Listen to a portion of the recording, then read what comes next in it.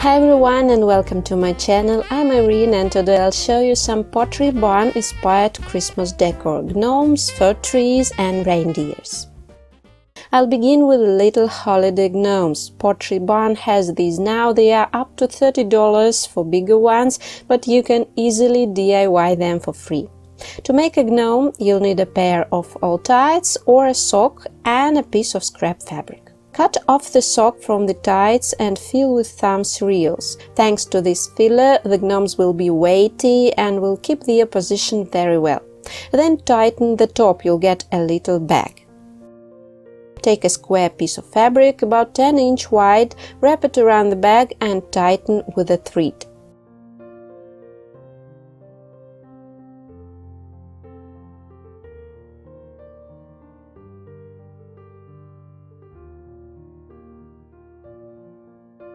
The bird for Pottery Barn gnomes is made of fur, but I had no fur on hand, so I took fluffy white yarn. Wind the yarn around fingers, tie the coil and cut in half. This will be a bird. Make the second coil, this one a little bit smaller, this is moustache. Hot glue the moustache and the bird over the back.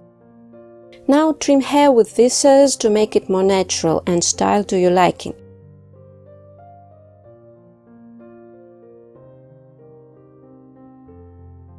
The bird looks best rounded.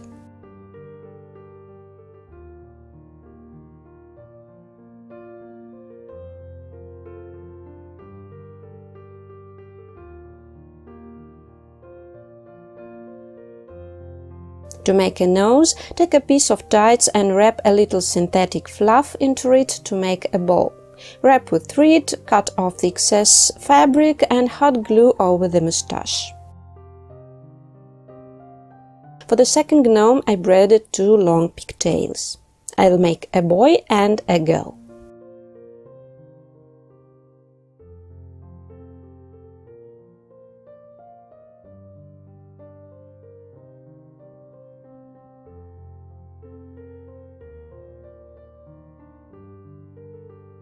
And now all we need is to make hats for the gnomes. The hat consists of 2 details. I leave the link for my template in the description box below the video as usual. Sew or hot glue both sides together and leave a small opening at the front side about 1 inch long. I wanted to add some details to the hat, so I trimmed the hat edges with the same white yarn I used for the birds.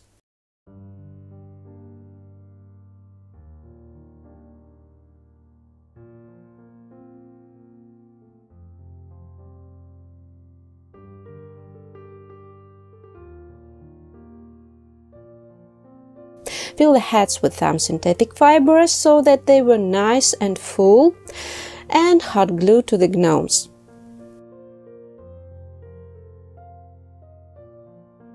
I had some little pine cones and used a couple of these instead of pom-poms.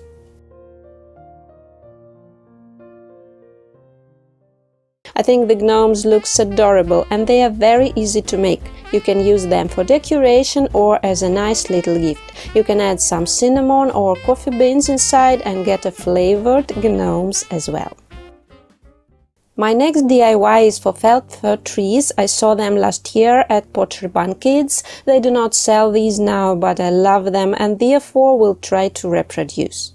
First you'll need a base. I made my bases from foam board insulation. You can find these at Home Depot, for example. They have them 1 or 2 inch thick. Mine is 2 inch thick. I made the layout for the tree on a sheet of paper and then drew circles of required size over the board. And for you, I'll make a template. Of course, you can also buy ready-made foam cone bases, but foam boards are way cheaper. I made 6 trees, including very big one, and have half of board still left, and my board, 2 inch thick, was only about $5. After I drew all these circles, I cut them out with a knife. This will take some time if you have as many trees as I do, but the board cuts pretty easily.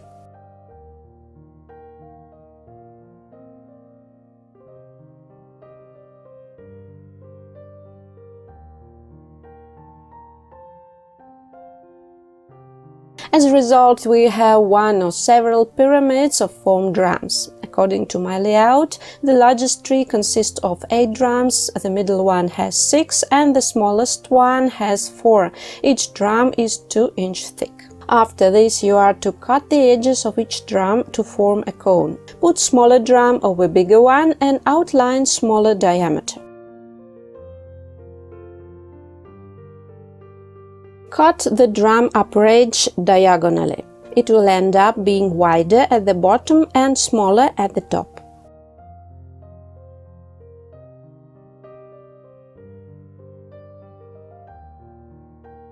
The smallest drum will turn into a sort of carrot. Now hot glue all the layers together.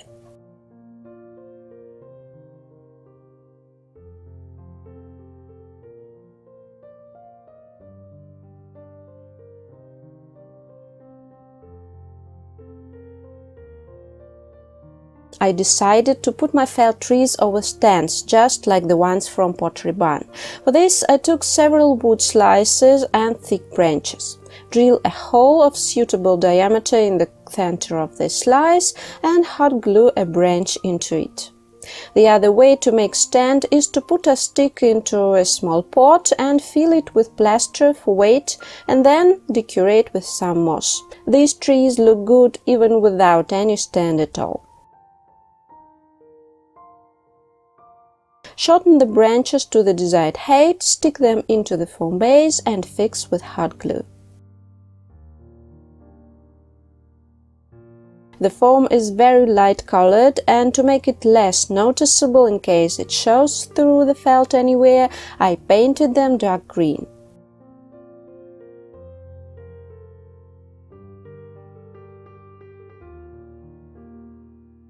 Let's start dressing up our trees. I took 2 shades of green felt and plaid fabric. I decided to make plaid trees. You can find similar fabric at Hobby Lobby.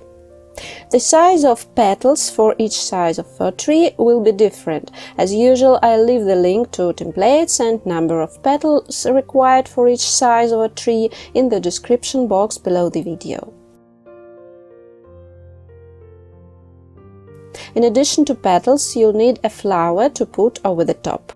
Since the plaid fabric is rather thin and soft and doesn't hold its shape, I used a simple recipe from my childhood when I made artificial flowers from fabric.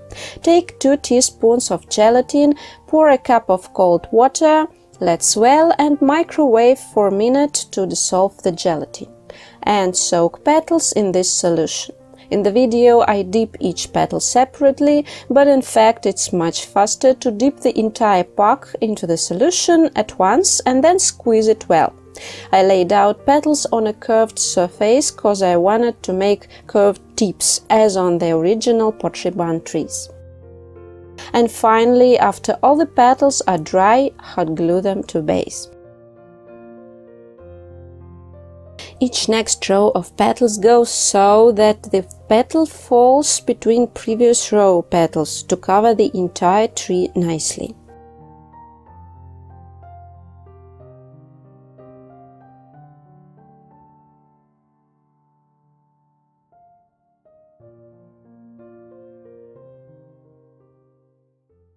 I think the trees are very similar to the original Pottery Barn decor and add character to the settlement. You can make them in any size and color. I think either all green, grey or white trees would look just as good as plaid ones.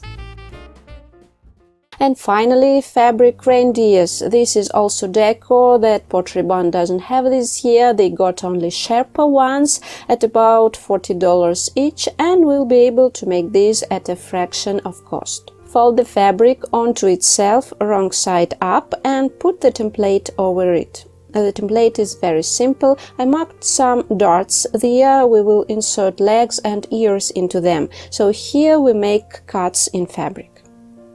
First, sew the ears and turn the pieces right side out, using the open spaces at downside. Fold both sides of each ear in lengthwise to meet up in the middle. Put the ear into the cutting over the head. The ear should be on the front side and the folded side of the ear should look towards the nose. And stitch along the marking lines so that the ear was inside the dot. Fold 2 body details face to face, wrong side up, and sew them from the ear to the front dot along the chest and from the ear to the back dot along the back. You'll have openings left above the ears and along the tummy.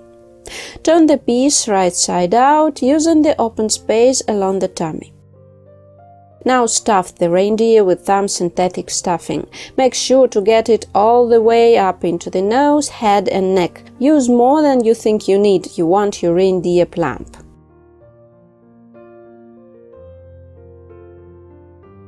To make the legs, best if you take some thick wire like this. It keeps its shape very well and bends perfectly. Unfortunately, I only had a small piece of wire like this left. It wasn't enough, therefore I took thinner wire and twisted several layers together. To make all the legs the same length, measure the height of the legs using a ruler. I made 7-inch legs for a large deer and 5-inch for the small one. Bend the wire in a shape of bracket. Upper crossbar is equal to the distance between the darts over the body. Braid several times to make the frame more sturdy, and then make a branch from the upper crossbar about 2 inches long, and then a third leg.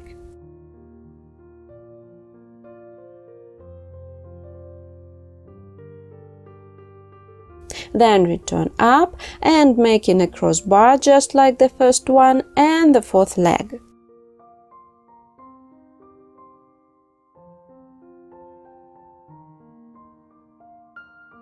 Braid everything is some more wire and connect the upper outline into a rectangle. You'll get something like a stool with long legs.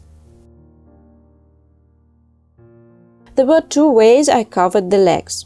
For the smaller deer, I cut half-inch strips from the long side of a piece of rattan felt and wrap the felt diagonally. For the larger reindeer, I wrapped the felt strip around the leg in one big section. I applied some hot glue over the felt and rolled the legs into the strip. Using this method, you'll get thicker legs, which is good for larger deer.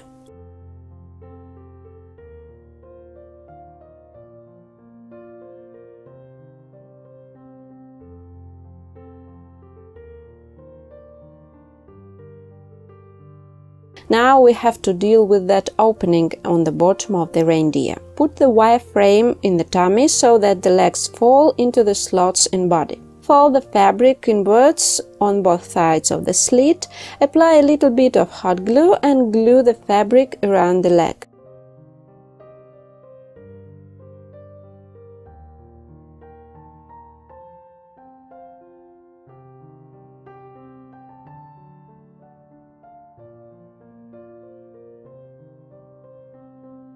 Now you can add some more stuffing to make the deer even more plump.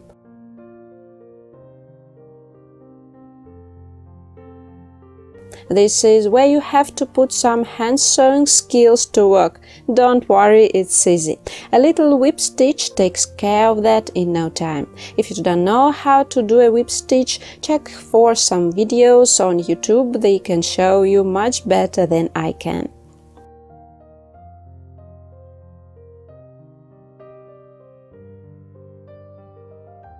Our deer is almost ready, but it lacks the most important thing, the antlers. I made the antlers from a couple of real twigs. When choosing twigs, try to match a pair of about the same thickness and pattern. You can also use some 4 branches from Dollar Tree. Stick the twigs into the hole we left between the ears. Arrange them as you like most and then apply hot glue dots over the branches and glue them to their place. And the final touch, make a little tail. Here I used some mini pine cones. I also dressed the deers in some cute scarves from strips of felt. I think these deers are just adorable and all the settlement in plaid looks very stylish. You can go further and make Christmas decor this year with anything and everything plaid. Hope you liked the video, guys. Please don't forget to subscribe and hit the bell in order not to miss my new videos. Have a great day and bye!